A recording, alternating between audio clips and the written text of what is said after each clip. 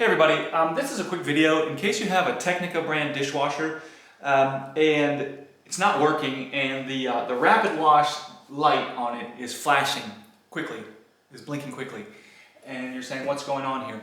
So what this means is that the machine is not able to get water into the machine. So when you start a cycle, it gives itself a certain amount of time to fill up with water. And if after that certain amount of time it hasn't gotten the water it needs, this light will start flashing and it'll abandon its wash cycle. So all you need to do to get rid of this and get it working again is figure out why the dishwasher is not getting water. And the number one culprit 99% of the time is just going to be that there's an issue with your inlet hose.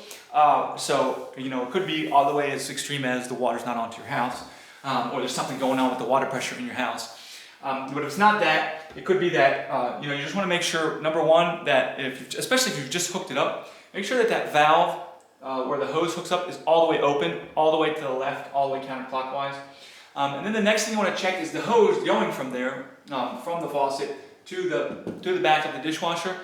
Make sure it's not bent or kinked or smashed in any ways. Like especially again, if you've just installed it and you push the dishwasher up against the wall, sometimes you can do that in such a way that will bend or smash the inlet hose, and so water can't get into the dishwasher, and that would be why you're getting this error. So all you need to do to get rid of the error is get that cleared out to make sure that there's water flowing in to the dishwasher. It could also be, you can unscrew it, there's a filter screen, like a debris screen in the hose, and if that's full of debris, that won't let water through.